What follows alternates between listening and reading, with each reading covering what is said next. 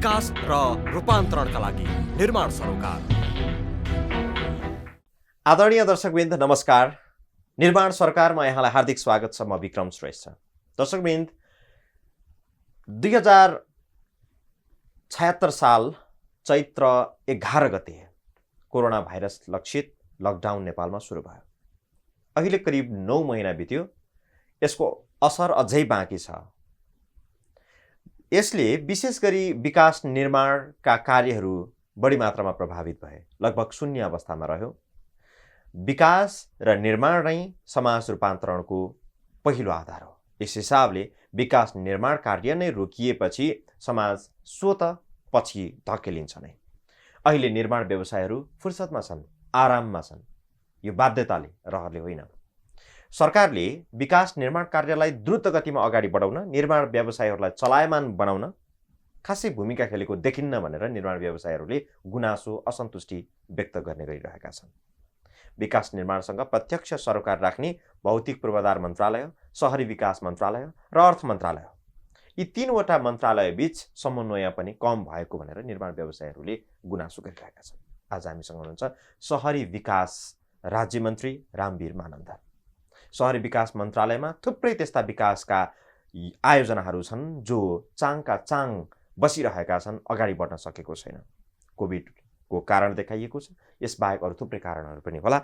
अब मन्त्रालयहरू कसरी अगाडि बढ्छ विकास निर्माणको सन्दर्भमा, यो विषयमा कुराकानी गर्दैछौँ। अतिथि मैले भने शहरी विकास राज्य मन्त्री रामवीर मानन्द। स्वागत छ यहाँलाई। हजुर नमस्कार, धन्यवाद। तपाईँ मन्त्रालय सम्हाल्नु भएको आज यो कार्यक्रम रेकर्ड हुँदै गर्दाखेरि 1 वर्ष 16 दिन भएछ। राज्य मन्त्रीको रूपमा रहनुभयो। बीचमा त लामो समय त पुरै मन्त्रालयको जिम्मेवारी सम्हालेर बस्नुभयो। मन्त्रीको भूमिका यहाँले पुरै निर्वाह गर्नुभयो। यो बीचमा के काम गर्नुभयो तपाईँहरूले? धन्यवाद छ। आज तपाईँले जुन चाहिँ कुरा सम्झाइदिनु भएको छ मलाई, एक वर्ष 16 दिनको यो दिनमा चाहिँ धेरै सुखद दिनहरू भन्दा पनि हामीले कोभिडसँग जुधेको तपाईँले अहिले प्रसङ्ग उठाइहाल्नुभयो। त्यसमा अहिले 9 महिनाको अन्तरालमा हामीले मन्त्रालयबाट भइरहेका क्रियाकलापहरू अलिकति म फेरिस्टमा बोल्नुला।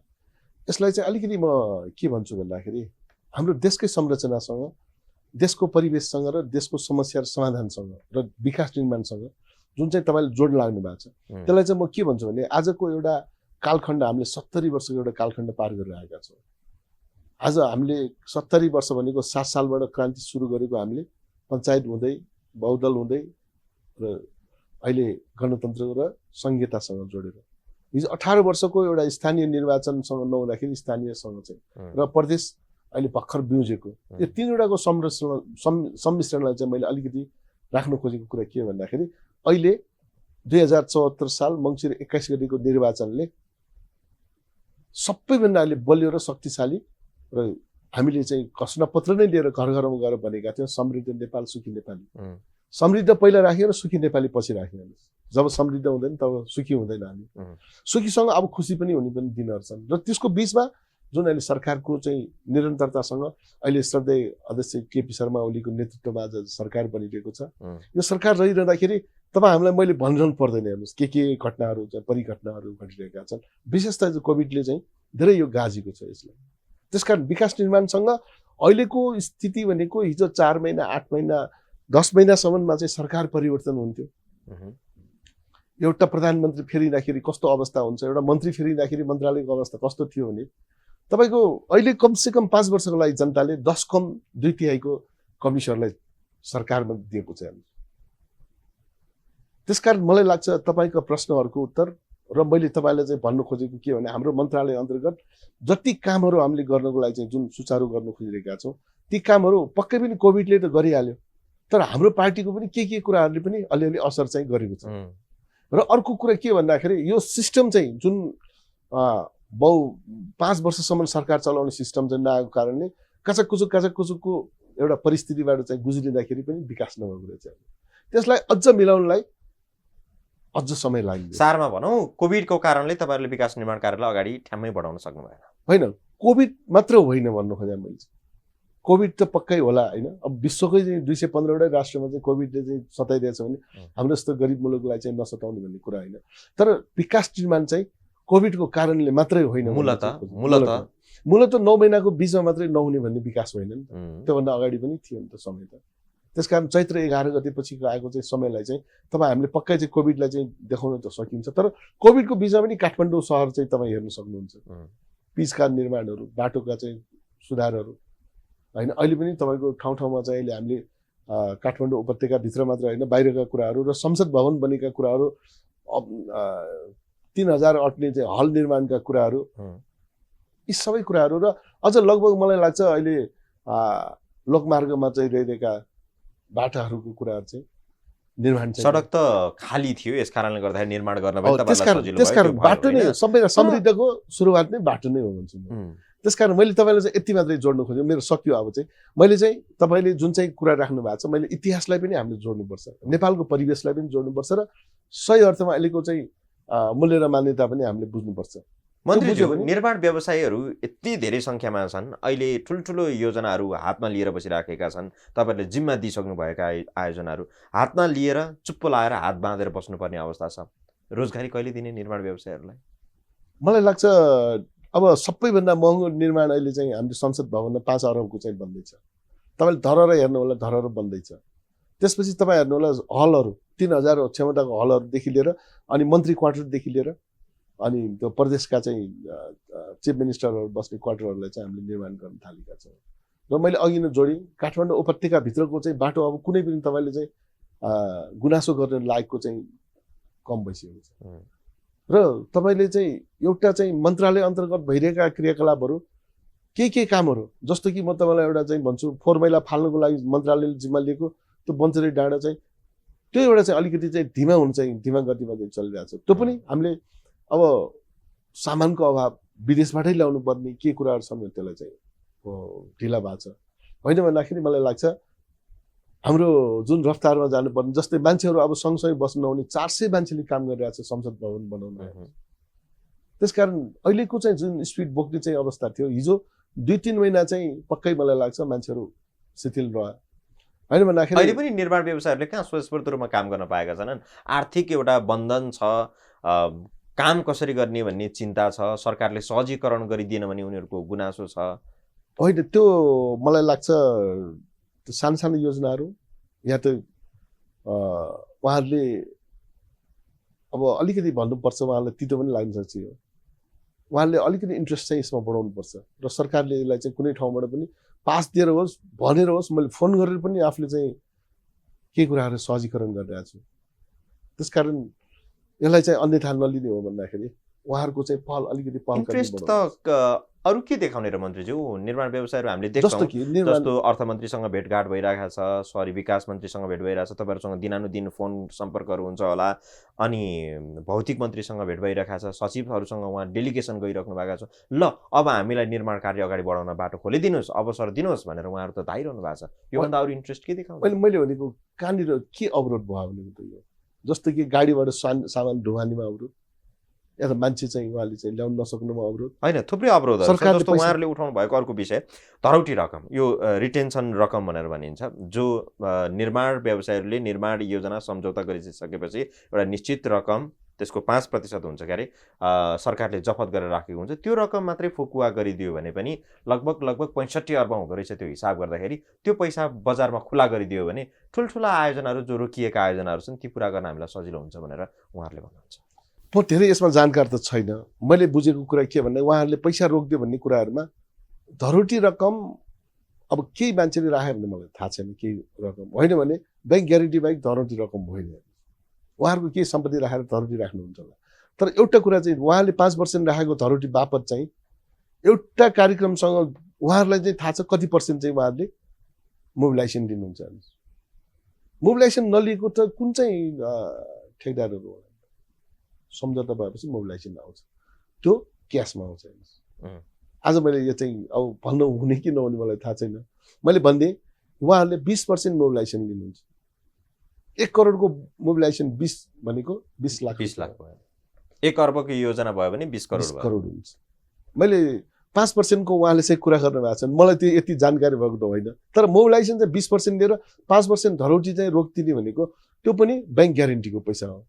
कसरी क्यास चाहिँ उहाँले चाहिँ जम्मा गर्नुभयो त्यो मलाई थाहा छैन। त्यसबाट उहाँलाई नै यो अलिकति क्लियर गरिदियो भने मलाई पनि जानकारी हुन्थ्यो। सबैले क्यासै राखेर चाहिँ मलाई लाग्छ धरोटी राखेको अहिलेसम्म मलाई थाहा धेरैले राख्नु भएको छ, लगभग त्यो रकम 65 अर्ब छ अरे। तपाईँले निर्णायक तहमा हुनुहुन्छ। तपाईँले भन्नुभएको कुरामा मैले भनेको यो चाहिँ क्लियर गर्नुपर्छ जस्तो मलाई लाग्छ। मलाई लाग्छ सबै धरोटी चाहिँ ब्याङ्क ग्यारेन्टी हो। उहाँलाई एकचोटि बुझ्नु होला, मैले नबुझेको पनि हुनसक्छु, तर एकचोटि बुझ्नु होला तपाईँले। ब्याङ्क ग्यारेन्टी हो भने पनि निर्माण आयोजना सम्पन्न भइसकेका आयोजनाहरूको त रकम फिर्ता गर्दा त होला उहाँहरूले निर्माण। होइन, मैले त्यसै भएर भनेको यसमा चाहिँ के अप्ठ्यारो रहेछ त त्यो कुराहरू त मैले बुझेको छैन नि त।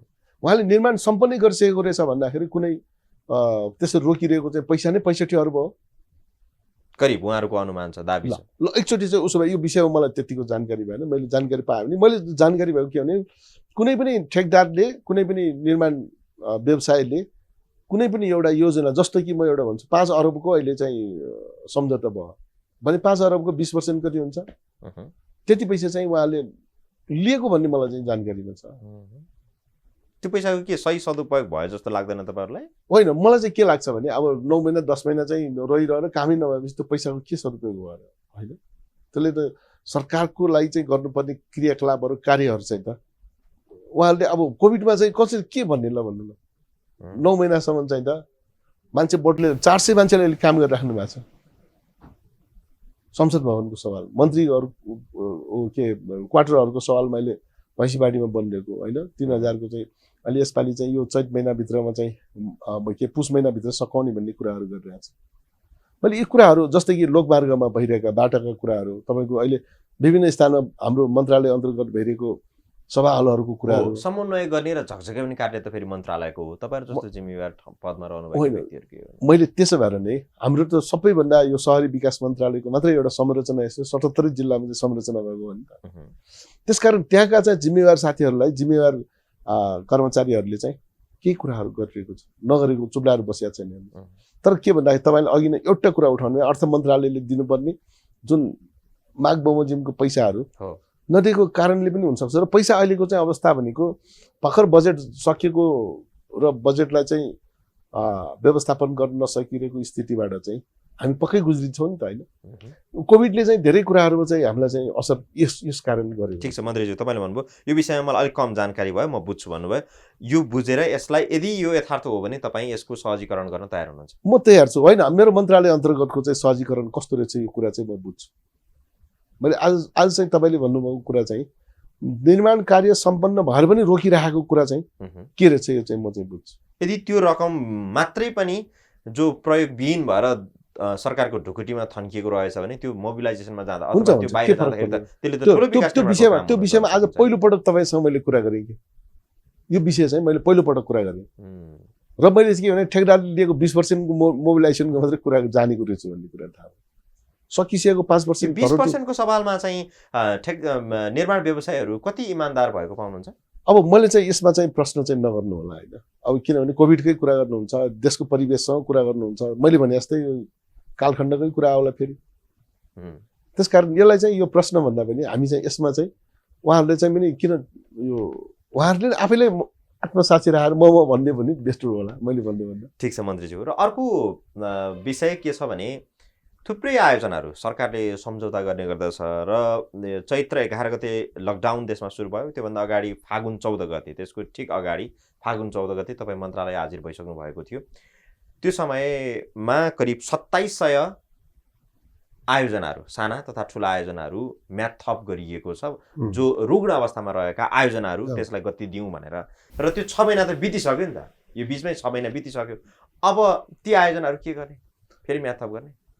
अब मलाई के लाग्छ भने यसमा चाहिँ अब हाम्रो मात्रै देश होइन, धेरै देशहरूमा पनि यो समस्याहरू रहेछ। चाहे इन्डिया भनौँ चाहे चाइना भनौँ, त्यस्तै प्रकारको समस्याहरू के रहेछन् भन्ने पनि खोजनिति गरिरहेको छ। त्यसकारण मलाई लाग्छ हामी एउटै देशका चाहिँ नागरिकहरूले चाहिँ गर्नुपर्ने कर्तव्य र कामलाई चाहिँ हामीले बिर्सिनु हुँदैन। त्यसकारण मलाई लाग्छ यसलाई परिस्थिति हेरेर, समयलाई पर्खेर र कोभिडसँग जुझ्दै गरेका नागरिकहरूलाई चाहिँ यसलाई चाहिँ अब सम्झाइ बुझाइ गरेर भए पनि त्यसको चाहिँ व्यवस्थापन गर्न जान्नुपर्छ। कसरी? अब म्याद नथपिकन अर्को विकल्पै छैन, यसलाई म्याद थप्नुपर्छ। होइन भने फेरि कस्तो हुन्छ भने त एउटा टेन्डर जानलाई 1 महिना लाग्छ भने 35 दिनको म्याद जान्छ। त्यो सम्झौता यसो गर्दाखेरि 2 महिना लाग्छ।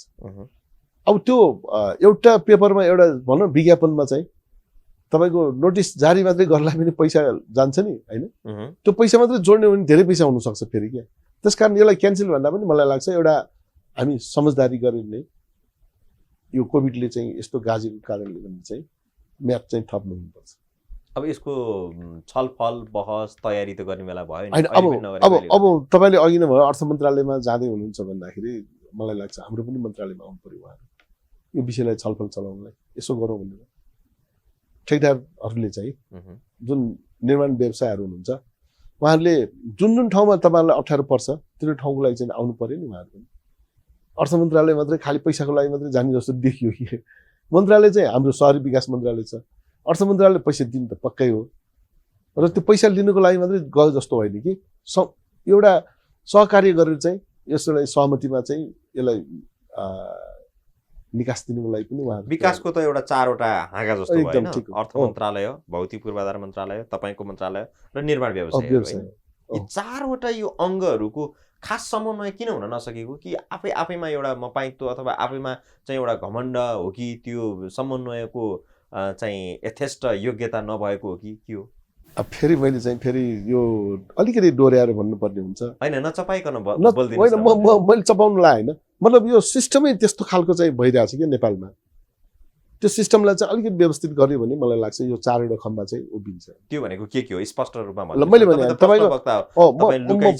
म लुकाइ छिपाइ पनि बोल्दैन मैले चाहिँ के भन्दाखेरि यो जुन 8 महिना 10 महिना 5 महिना मन्त्री परिषदको हेरफेर भयो नि एउटा चाहिँ महत्त्वपूर्ण कार्य थियो त्यो अहिले समाप्त भएको छ त्यो समाप्तलाई व्यवस्थापन गर्ने पनि सवाल मैले केपी ओलीको नेतृत्वमा बनेको सरकारलाई तपाईको 3 वर्ष त भयो तर त्यो भइरहँदाखेरि पनि हाम्रो बीचको चाहिँ एउटा समन्वयात्मक भूमिका गर्ने पार्टीभित्रको चाहिँ जुन एउटा चाहिँ छ नि त्यसलाई मैले अलिकति मात्रै छोएको यसलाई यो कारणले गर्दाखेरि अहिले प्रशासन यन्त्रहरूलाई चाहिँ चुस्त दुरुस्त बनाउन र व्यवस्थित गरेर त्यसलाई समन्वयकारी भूमिका निर्वाह गरिदियो भनेर पनि भन्न सक्ने स्थिति पुगिरहेछ त्यो कारणले गर्दाखेरि यो सबै कुराहरू चाहिँ 4 खम्बा चाहिँ नोभ्या हो नत्र त एउटा निर्माण व्यवसायले एउटा निवेदन दिने त्यो निवेदन मार्फत चाहिँ सबै मन्त्रालय अन्तर्गतले चाहिँ अर्थ मन्त्रालय पुग्ने हो नि त पुग्न चाहिँ त्यसरी पुगिरहेछ तर कहाँ भन्दा सिधै गएर चाहिँ निर्माण व्यवसायहरू पनि मन्त्रालय भन्दा पनि अर्थ मन्त्रालय जाने भयो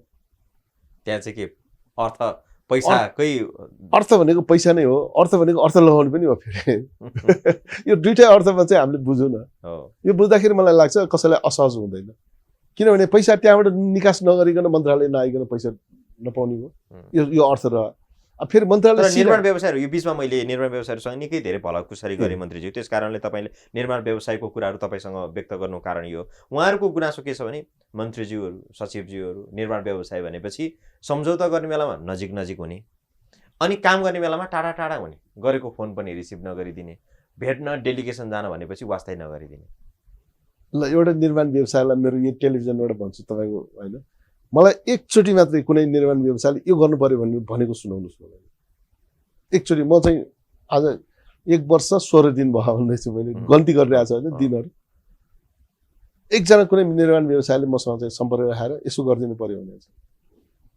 तपाईँ नपत्या लो निर्माण व्यवसायले फलानु मिटिङमा यसरी भन्नुहोस् मेरो टेलिभिजनबाट मैले लाइभमा बोलिरहेको छु नि होइन कुनै आपत्ति छैन हेर्नुहोस् तर के भन्दाखेरि बाहनाको लागि बाहना होइन गुनासोको लागि गुनासो होइन भन्छु म चाहिँ एकचोटि आउनुहोस् नि त मगाल आउनुहोस् के परेको रहेछ मेरो मन्त्रालय अन्तर्गत परेका चाहिँ समस्याहरू यो मन्त्रीज्यू भन्नुहोस् न तर तपाईँको मन्त्रालय र निर्माण व्यवसायहरू त एकदम प्रत्यक्ष जोडिने विषय हो नि त नमासु जस्तै हो तर मसँग चाहिँ म राज्य मन्त्री भएर हुनु पनि सक्छ होइन धेरै समय त तपाईँले फुल मन्त्री सरह नै चलाउनु भयो होइन म राज्य मन्त्री नै थिएँ राज्य मन्त्रीमा तपाईँलाई चाहिँ अब यो आज चाहिँ मैले भन्नुपर्छ होला जस्तो लाग्दैन मलाई म राज्य मन्त्री भनेको राज्य मन्त्रीको स्तर हुन्छ क्याबिनेट मिनिस्टरको राज्य मन्त्रीमा प्रवेश हुँदैन त्यस भएर मलाई चाहिँ अब अधिकार प्रत्यार्जनमा पनि केही कुराहरू लेखेर दिनै पर्छ क्या राज्य मन्त्रीलाई मैले आज चाहिँ टेलिभिजनमा यो भन्नु पाउनु मेरो सुखद दिन जस्तो लाग्यो तपाईँसँग त्यस भएर यो कुराहरूलाई चाहिँ मैले तपाईँले यो हो हामीले मन्त्रीज्यूले अहिले कृष्णगोपाल श्रेष्ठले तपाईँलाई के निश्चित दायरा बाउन्ड्री तोकिदिनु भएको छ यति मात्रै गर्नुहोस् योभन्दा माथि नजानुहोस् होइन त्यो सबै मन्त्रीले दिने कुराहरू त्यही हुन् कृष्णगोपालको मात्रै होइन सबै मन्त्रीले चाहिँ दिने कुराहरू त्यही हुन् अब निर्माण दिवस भोलि भोलि निर्माण दिवस मनाइँदैछ विभिन्न कार्यक्रमहरू गरेर पनि। अब निर्माण दिवसको दिन अहिले दिवसको रूपमा मनाउनु पर्ने त्यो सुखद क्षण त छैन होइन, पूर्वाधारहरूको हिसाबले अथवा हामी जुन प्रगतिको एउटा पथमा लम्किराखेका छौँ त्यसमा त अवरोधहरू सिर्जना भइराखेको छ। निर्माण व्यवसायहरूले अबको दिनमा अब लकडाउन पनि सहज भएको अथवा कुकुलो भएको यो परिस्थितिमा अब उहाँहरूको लागि सहुलियत, उहाँहरूको लागि सहज वातावरण के हुन सक्छ? मैले तपाईँलाई निर्माण दिवस मनाउनै हुँदैन भन्ने कुरा चाहिँ म होइन। तपाईँले हामीले रानी पोखरी बनाएका छौँ, त्यसपछि दरबार स्कुल बनाएका छौँ, त्यसपछि धेरै संरचनाहरू तयार गरेका छौँ। अहिले तपाईँले देख्नु भएको छ तरह ठडिरहेछ। तपाईँको जानुहुन्छ भ्यू टावरहरू चाहिँ दमकदेखि लिएर सबै उसमा चाहिँ भ्यू टावरहरू बनिरहेछ। अहिले चाहिँ तपाईँको किलोमिटरका, म तपाईँलाई चाहिँ यो फेरेस्ट म दिन्छु मात्रै आज नभनौँ होला, धेरै किलोमिटरहरू हामीले बाटो पनि बनाएका छौँ, सभा हलहरू बनिरहेको छ। तपाईँको संसद भवन नै अहिले निर्माणको। तर जनताको त ठुलो गुनासो छ मन्त्रीज्यू, होइन विकास निर्माणमा त कुम्भकर्ण चाहिँ सुत्यो यो सरकार, काम गर्न सकेन। म तपाईँलाई चाहिँ एउटा कुरा भन्छु हेर्नुहोस्, आज चाहिँ पक्कै हो एकैचोटि चाहिँ कुनै पनि संसारका कुनै पनि देशहरू बनेको छैन।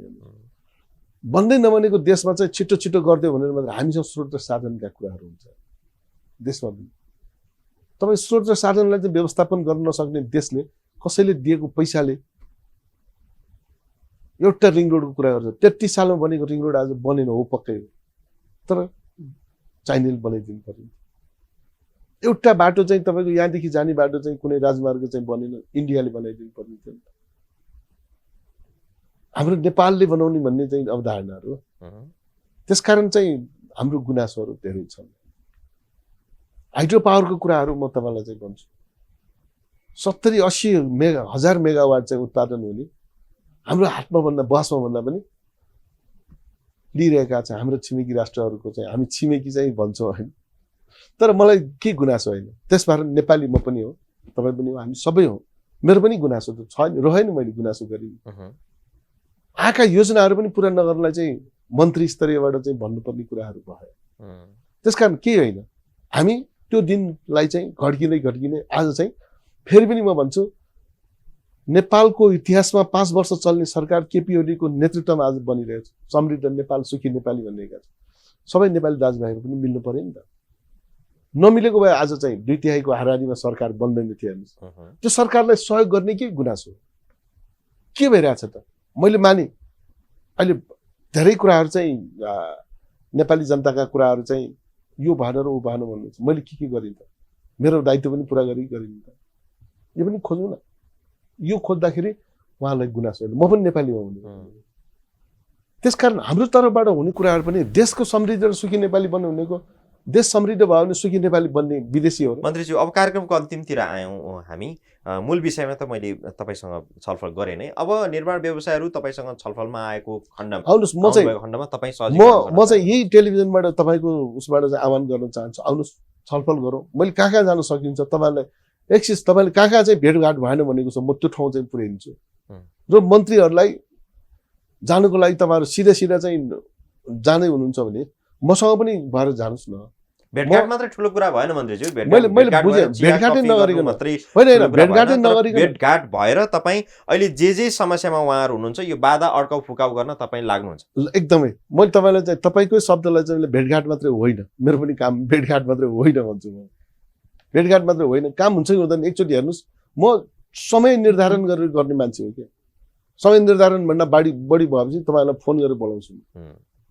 त्यसकारण मेरो यो टेलिभिजनबाट चाहिँ आह्वान गर्न चाहन्छु, आउनुहोस् बसौँ छलफल गरौँ, के बात छैन। तर के भन्दा कुरै नगरिकन काम मात्रै भइदियोस् भन्ने चाहना चाहिँ राखेर मेरो विचार मिल्दैन। त्यस भएर कुरा गरौँ पहिला, अनि कहाँ अब्स्टिकल रहेछ, कहाँ चाहिँ समस्या रहेछ, त्यो समस्याको समाधान म आफै पनि तपाईँ अगाडि लाग्छु, तपाईँहरू पछाडि आउनु। त्यो गर्दाखेरि बेटर हुन्छ। मन्त्रीज्यू, समय दिनुभयो, यहाँलाई धेरै धेरै धन्यवाद। ल धन्यवाद छ, कुरा राख्ने अवसर दिनुभयो। र मलाई लाग्छ आज एउटा खास तपाईँसँग चाहिँ यो विकास निर्माणसँग बात गर्ने जुन अवसर तपाईँले दिनुभयो त्यसको लागि म यो टेलिभिजनलाई धेरै धेरै आभार र धन्यवाद दिन चाहन्छु। आदरणीय दर्शकबिन्दु, उहाँ हुनुहुन्थ्यो सहरी विकास राज्यमन्त्री रामवीर मानन्धर। उहाँसँग हामीले विकास निर्माण जहाँ चुनौती समस्याहरू अप्ठ्याराहरू सिर्जना भएको छ यो कोभिड-19 पछि लकडाउनबाट सिर्जना भएका परिस्थितिहरूको बिचमा यसलाई अब कसरी निरन्तरता दिने भन्ने विषयमा छलफल र बहस गऱ्यौँ। हेरिदिनु भयो, यहाँलाई धेरै धेरै धन्यवाद। बिदा दिनुहोस्, नमस्कार।